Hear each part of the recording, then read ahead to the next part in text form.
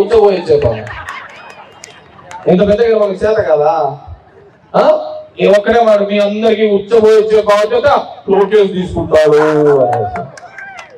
అది అతను చెప్పేది. ఇంకోసారి ఏమంటాడు, కడ్రాయాలతో నిలబెడతానంటాడు.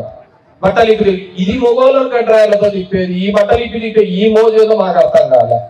అంటే ప్రకృతి వైపరీత్యమో లేదంటే బ్రహ్మం గారు ఏమైనా చెప్పినట్టు బట్టలు ఇప్పి మొగోడు మీద మోజు పడేది. ఈ కలికాలం పోయే కాలం అంతా ఇదంతా. అంటే వీళ్ళకి ఇంతవరకు ఏది చెప్పరా. మన ఊర్లో కూడా పాదయాత్ర చేసుకుంటూ పోయినాడు, నాన్నేదో తిట్టుకుంటూ పోయినాడు.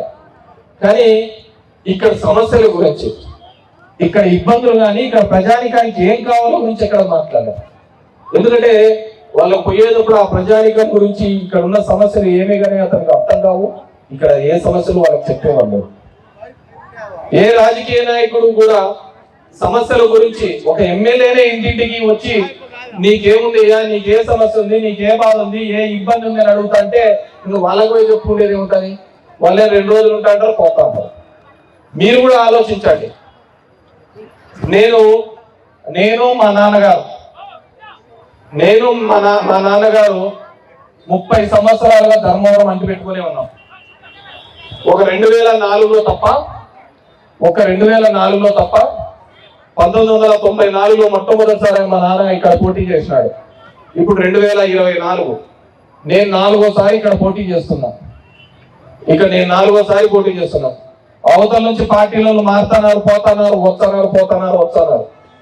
ఎవరు ఇక్కడున్న జనం యొక్క జీవనం గురించి ఆలోచించలేదు. ఇక్కడ ప్రజలకు ఏం కావాలో ఆలోచించలేదు.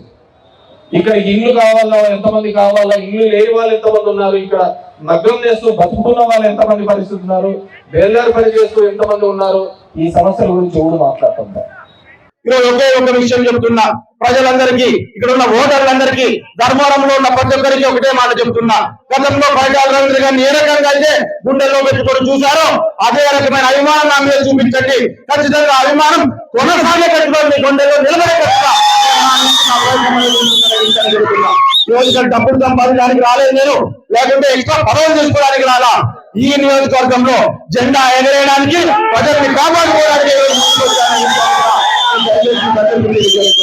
దాంతో పాటు చాలా బెదిరింపులు, చాలా ఇబ్బందులు. ఈ రోజు నియోజకవర్గంలో ఎవరు పార్టీ మారాలన్నా, ఎవరు శ్రీరామ్తో మాట్లాడాలన్నా, లేకపోతే తెలుగుదేశం కార్యకర్తలతో కలిసి తిరిగినా సరే వాళ్ళందరినీ ఇబ్బందులు పెడుతూ బెదిరిస్తూ ఈ రకంగా చాలా మందిని ఇబ్బందులకు గురి చేసే పరిస్థితిలో చాలా చోట్ల మనకు కనబడుతుంది. ముఖ్యంగా మన గ్రామం ఇన్నటి నుంచి చూస్తున్నాం. పార్టీలోకి వస్తాము, మేమంతా కలిసి మా సొంత గుడిని మేము చేరుకుంటాము, మాకు అక్కడ న్యాయం జరుగుతుందనే నమ్మకం మాకుందని ప్రజలందరికీ ఉన్న వారందరూ కలిసి ముందుకు వచ్చి రేపు పొద్దున తెలుగుదేశం పార్టీని ముందుకు నడిపించాలని ఆలోచన చేస్తుండే.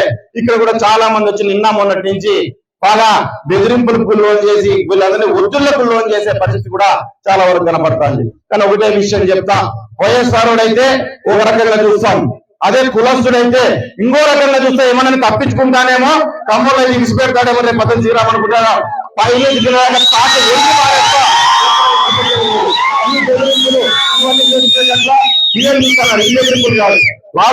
మీరు పెట్టిన సమస్యలు కాదు, రేపు పొద్దున్న నన్ను కూడా చూస్తారు. ఇక్కడ ఉన్న తెలుగుదేశం కార్యకర్తలు కడుపు మండిన ప్రతి కార్యకర్త కలిసి రేపు పొద్దున చూడాలి చూస్తారు అని చెప్పి